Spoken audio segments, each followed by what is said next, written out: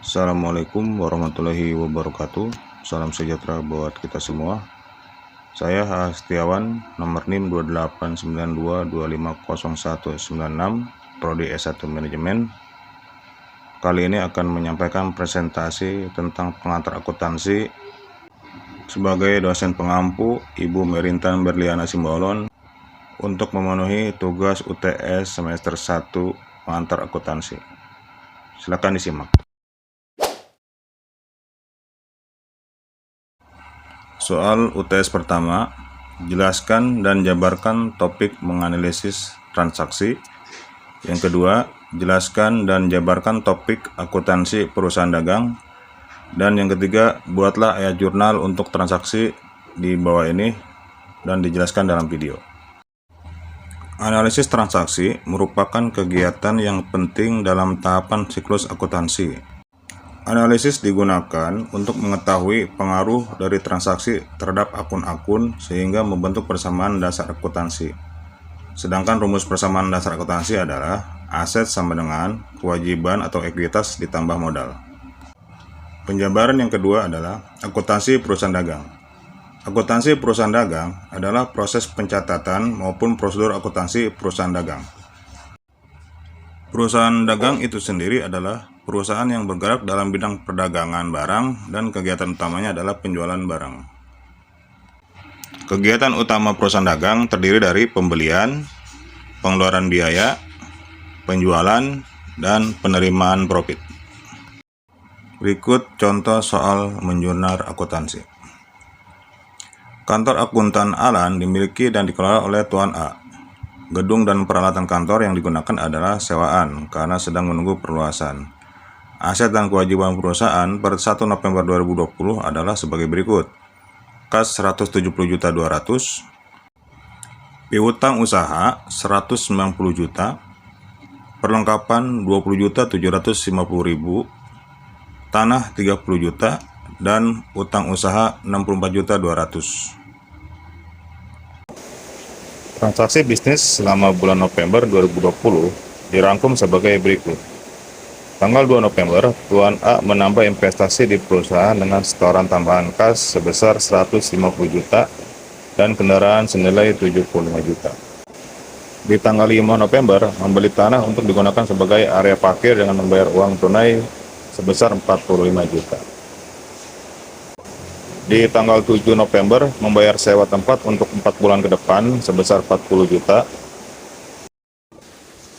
Pada tanggal 8 November, menerima pendapatan atas jasa yang diberikan sebesar 70 juta. Kemudian di tanggal 10 November, membayar kreditor untuk melunasi hutang usaha sebesar 25 juta. Tanggal 11 November, membeli perlengkapan secara kredit, total keseluruhan 8.200.000. Berikutnya, di tanggal 12 November, menerima pendapatan atas jasa audit dan dicatat sebagai piutang usaha sebesar 155 juta rupiah. 15 November, menerima kas atas piutang dari pelanggan 200 juta rupiah. Dan di tanggal 20 November, menerima tagihan bulanan untuk beban bulan November akan dibayarkan di tanggal 10 Desember sebesar 16.380.000. Dan terakhir di tanggal 26 November membayar biaya berikut ini. Biaya gaji 80 juta, biaya utilitas 11.575.000, dan biaya lain-lain sebesar 2 juta. Dan selanjutnya akan dijelaskan dalam jurnal transaksi berikut ini.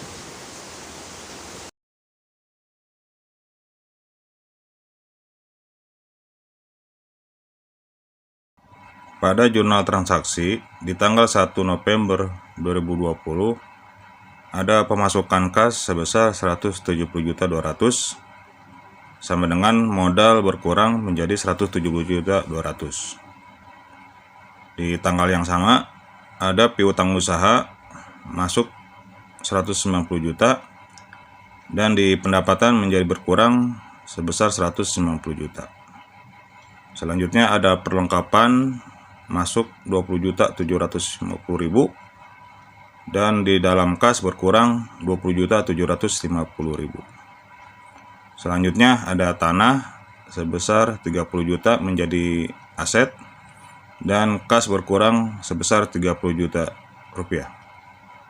Masih di tanggal yang sama ada hutang usaha menjadi pemasukan hutang usaha dan kas berkurang sebesar 64.200.000. Terjadi transaksi selanjutnya di tanggal 2 November 2020. Ada penambahan kas sebesar 150 juta menjadi tambahan kas sama dengan modal berkurang menjadi 150 juta. Dan di tanggal yang sama ada kendaraan 75 juta sama dengan kas berkurang menjadi 75 juta. Pada tanggal 5 November 2020, Tuan Alan membeli tanah untuk area parkir sebesar 45 juta, maka dihitung sebagai pemasukan aset dan di dalam kas berkurang menjadi 45 juta. Di akun nomor 9 pada tanggal 7 November 2020 ada pengeluaran bayar sewa tempat sebesar 40 juta dan sama dengan pengeluaran kas 40 juta berkurang. Selanjutnya di tanggal 8 November 2020 ada pendapatan atas jasa sebesar 70 juta rupiah. Ditulis dalam kas ada pemasukan sebesar 70 juta rupiah. Di tanggal 10 bulan 11 ada pengeluaran untuk membayar hutang usaha sebesar 25 juta, maka di dalam kas berkurang sebesar 25 juta. Di tanggal 11 bulan November 2020, perusahaan membeli perlengkapan secara kredit sebesar 8.200.000, maka ada pengurangan kas sebesar 8.200.000. Selanjutnya di tanggal 12 bulan November 2020 masih ada piutang usaha yang ditulis dalam pemasukan piutang usaha sebesar 155 juta. Sumber dari piutang usaha tersebut adalah didapat dari penerimaan pendapatan atas jasa audit yang nilainya sama 155 juta. Maka di dalam jurnal ditulis pemasukan untuk kas.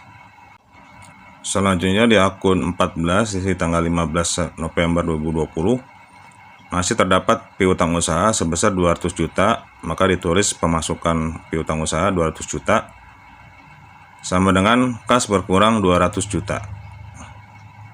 Di tanggal 20 bulan 11 ada penagihan di bulan November sebesar 16.380.000, maka di dalam kas berkurang sebesar 16.380.000.